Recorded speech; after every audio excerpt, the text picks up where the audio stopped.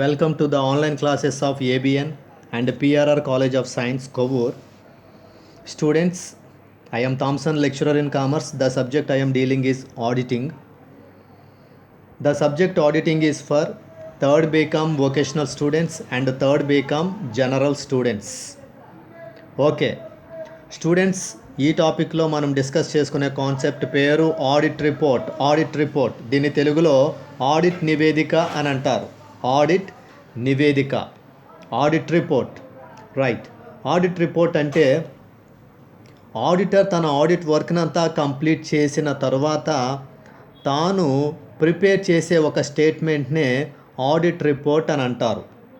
So auditor తనకు అప్పగించబడిన audit work అంతా complete చేసిన తర్వాత అతను ప్రిపేర్ చేసే ఒక స్టేట్మెంట్నే ఆడిట్ రిపోర్ట్ అని అంటారు.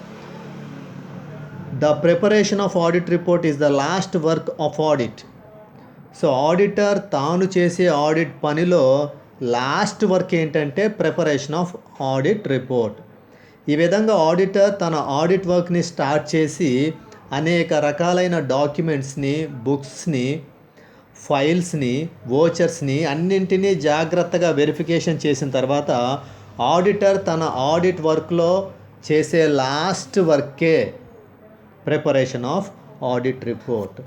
ఈ విధంగా ఆడిటర్ ఆడిట్ రిపోర్ట్లో బిజినెస్ ఆర్గనైజేషన్కి సంబంధించిన వీక్నెసెస్, స్ట్రెంగ్త్స్ అండ్ డీటెయిల్స్ అన్నీ కూడా చాలా క్లియర్గా మెన్షన్ చేయడం జరుగుతుంది.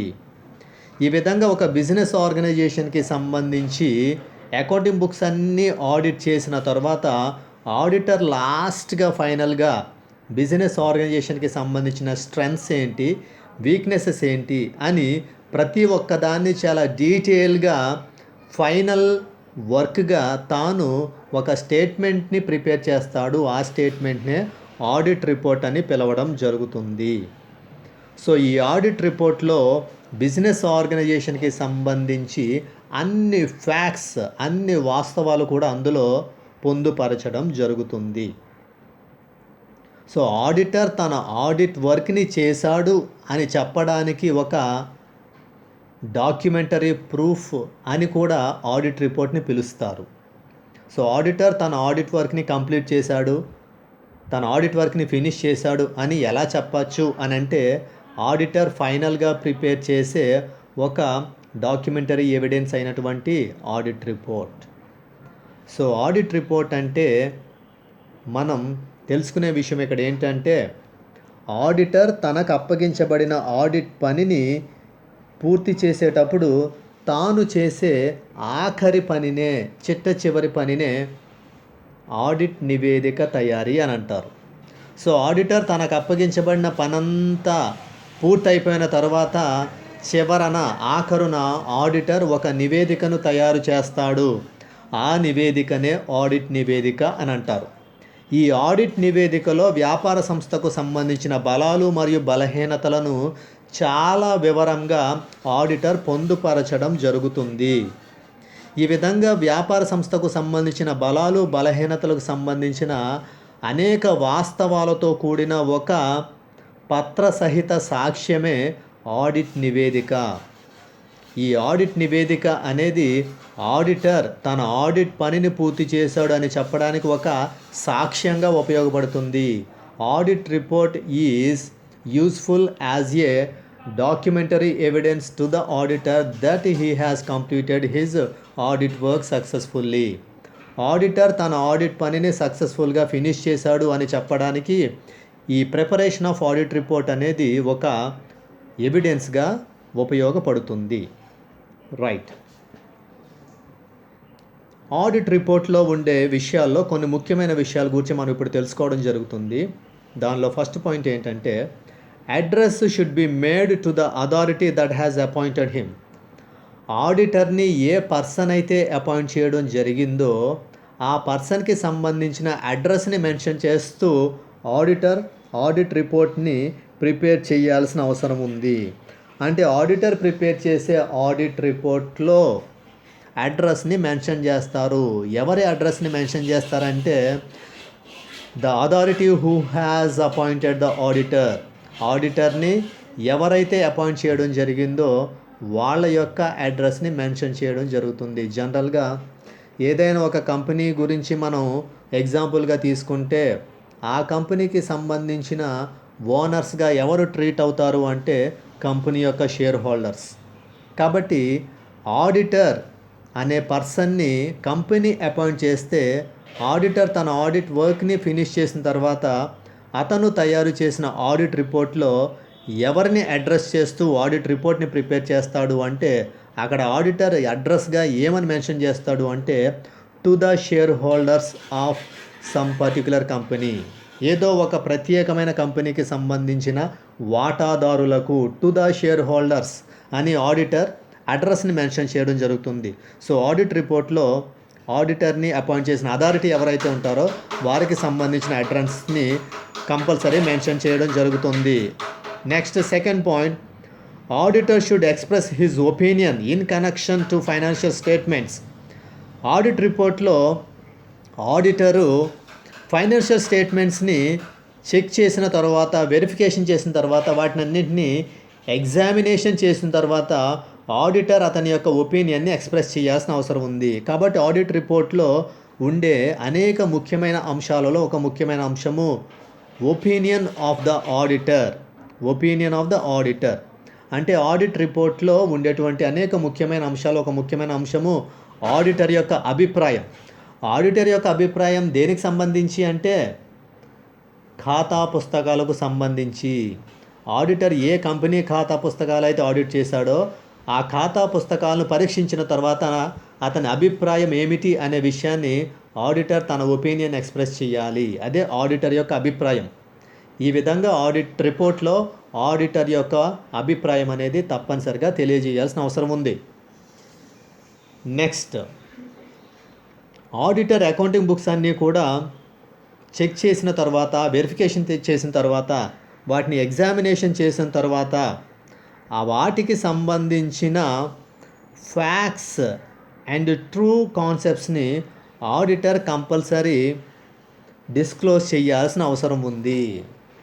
అంటే ఏదైనా కంపెనీకి సంబంధించిన ఖాతా పుస్తకాలను ఆడిట్ చేసిన తర్వాత ఆడిటర్ ఆడిట్ రిపోర్ట్లో ఆ కంపెనీ ఖాతా పుస్తకాలకు సంబంధించి వాస్తవమైన విషయాలు ఏంటి, ఖచ్చితమైన అంశాలు ఏంటి అనే విషయాన్ని ఆడిటర్ తప్పనిసరిగా తన ఆడిట్ రిపోర్ట్లో పొందుపరచాల్సిన అవసరం ఉంది.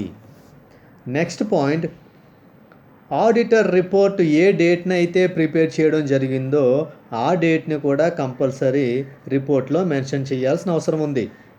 ఆడిటర్ ఏ తేదీనైతే రిపోర్టు తయారు చేశాడో ఆ తేదీన కంపల్సరీ రిపోర్ట్లో నమోదు చేయాల్సిన అవసరం ఉంది. అంటే ఆడిటర్ ఏ డేట్న రిపోర్ట్ తయారు చేయడం జరిగింది అనే విషయం కంపల్సరీ రిపోర్ట్లో తెలియాలి. అంటే రిపోర్ట్లో కంపల్సరీ డేట్ అనేది కనిపించాలి. ఆ డేట్ ద్వారా ఆ తేదీ వరకు ముందున్న అకౌంటింగ్ ట్రాన్సాక్షన్స్ అన్నీ కూడా ఆడిటర్ ద్వారా చెక్ చేయబడినవనే విషయాన్ని షేర్ హోల్డర్స్ తెలుసుకోవడానికి వీలుంటుంది. అందుకే ఆడిట్ రిపోర్ట్లో కంపల్సరీ డేట్ని మెన్షన్ చేయాలి.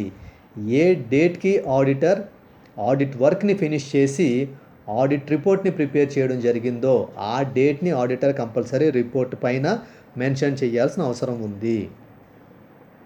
Audit report May clean, qualified and adverse. Audit report అనేది కొన్నిసార్లు క్లీన్ రిపోర్ట్గా ఉంటుంది, మరికొన్నిసార్లు క్వాలిఫైడ్ రిపోర్ట్గా ఉంటుంది. అంటే ఆడిటర్ అకౌంటింగ్ బుక్స్ చెక్ చేసిన తర్వాత అతనికి ఎలాంటి ఎర్రర్స్ కానీ ఫ్రాడ్స్ కానీ కనిపించకపోతే అప్పుడు ఆడిటర్ ఇచ్చే రిపోర్ట్ని క్లీన్ రిపోర్ట్ అంటారు. అలా కాకుండా అకౌంటింగ్ బుక్స్ని చెక్ చేసిన తర్వాత ఆడిటర్కి ఎర్రర్స్ కానీ ఫ్రాడ్స్ కానీ కనిపిస్తే అతను ఇచ్చే రిపోర్ట్ని క్వాలిఫైడ్ రిపోర్ట్ అంటారు. సో ఈ విధంగా కొన్ని సందర్భాలలో ఆడిటర్ ఇచ్చే రిపోర్ట్ క్లీన్ రిపోర్ట్గా ఉంటుంది, మరికొన్ని సందర్భాలలో ఆడిటర్ ప్రిపేర్ చేసే రిపోర్ట్ క్వాలిఫైడ్ రిపోర్ట్గా ఉంటుంది. ఇక last point, all the facts incorporated in report should be concise, clear and correct. Audit రిపోర్ట్లో ఆడిటర్ ఏ విషయాలనైతే మెన్షన్ చేయడం జరుగుతుందో అవన్నీ కూడా చాలా క్లియర్గా కరెక్ట్గా ఉండాలి. అంటే మార్కెట్లో ఉండేటువంటి షేర్ హోల్డర్స్ లేదా సాధారణ ప్రజలు, సామాన్య ప్రజలు కూడా చదివి అర్థం చేసుకునే రీతిలో చాలా సులువైన భాషలో ఆడిటర్ తన ఆడిట్ రిపోర్ట్ను తయారు చేయాల్సిన అవసరం ఉంది. అంటే వ్యాపార సంస్థ ఖాతా పుస్తకాలను ఆడిటర్ చెక్ చేసిన తర్వాత తాను ఏ విషయాలపై తన అభిప్రాయాన్ని వెల్లడి చేస్తున్నాడో తన అభిప్రాయం అనేది చాలా సూటిగా స్పష్టంగా సామాన్య వ్యక్తులు కూడా చదివి అర్థం చేసుకునే రీతిలో ఆడిట్ రిపోర్ట్ ఉండాల్సిన అవసరం ఉంది. Next, contents of audit report. Audit రిపోర్ట్లో ఉండే ముఖ్యమైన అంశాలు ఏంటి? దానిలో మనం నేర్చుకునే ఫస్ట్ పాయింట్ ఏంటంటే answer, clarification and explanations. Auditor తన రిపోర్ట్లో రకరకాల వాటికి ఆన్సర్లు ఇవ్వాలి, క్లారిఫికేషన్లు ఇవ్వాలి, ఎక్స్ప్లెనేషన్ ఇవ్వాలి. ఆడిటర్ తన రిపోర్ట్లో పలానా విషయం పలానా విధంగా ఉంది అని మామూలుగా చెప్పేయడం కాకుండా దానికి సంబంధించి పర్టికులర్గా క్లారిఫికేషన్ ఇవ్వాలి, ఎక్స్ప్లెనేషన్ ఇవ్వాలి. కాబట్టి ఆడిట్ రిపోర్టు ఏ రూపంలో ఉండాలి అంటే క్లారిఫికేషన్ అండ్ ఎక్స్ప్లెనేషన్స్ ఇస్తూ ఆడిటర్ తన ఆడిట్ రిపోర్ట్ని ప్రిపేర్ చేయాల్సిన అవసరం ఉంది. Second point, income statement and balance sheet is prepared by the company in prescribed structure or not. కంపెనీకి సంబంధించి income statement, balance sheet prescribed మేనర్లోనే తయారు చేయబడిందా లేదా అనే విషయాన్ని కూడా ఆడిటర్ తన రిపోర్ట్లో మెన్షన్ చేయాలి.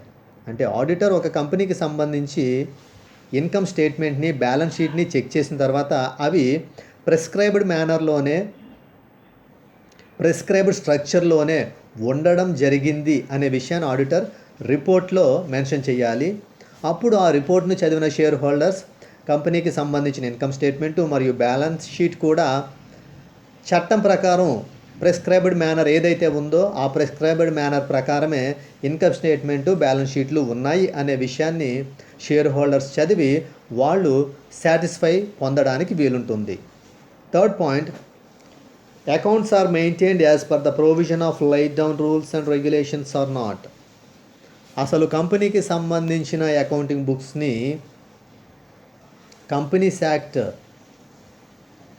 స్పెసిఫై చేసినటువంటి రూల్స్ ప్రకారం, రెగ్యులేషన్స్ ప్రకారం కంపెనీ మెయింటైన్ చేసిందా లేదా అనే విషయాన్ని కూడా ఆడిటర్ తన రిపోర్ట్లో మెన్షన్ చేయాలి. అంటే అసలు కంపెనీ తన ఖాతా పుస్తకాలను చట్టంలో పేర్కొన్న నియమ నిబంధనల ప్రకారము నిర్వహించిందా లేదా అనే విషయాన్ని కూడా ఆడిటర్ తన ఆడిట్ రిపోర్ట్లో పొందుపరచాల్సిన అవసరం ఉంది. Fourth point, balance sheet of the company presents true and fair view of financial position or not. అంటే కంపెనీకి సంబంధించిన బ్యాలెన్స్ షీట్ని మనం స్టడీ చేసినప్పుడు అది కంపెనీకి సంబంధించిన ఫైనాన్షియల్ పొజిషన్ని ట్రూగా చూపిస్తుందా లేదా అనే విషయాన్ని కూడా ఆడిటర్ తన రిపోర్ట్లో మెన్షన్ చేయాలి. తెలుగులో దీని అర్థం ఏంటంటే ఒక కంపెనీకి సంబంధించిన ఆస్తి అప్పుల పట్టీని మనం జాగ్రత్తగా స్టడీ చేసినప్పుడు ఆ కంపెనీ ఆస్తి అప్పుల పట్టీలో ఆ కంపెనీకి సంబంధించిన ఆర్థిక పరిస్థితి వాస్తవంగా ప్రతిబింబించబడుతుందా లేదా అనే విషయాన్ని ఆడిటర్ తన నివేదికలో పొందుపరచాలి. Fifth point, high ranking official representatives and staff of the company have performed work as per the provisions of rules and regulations or not.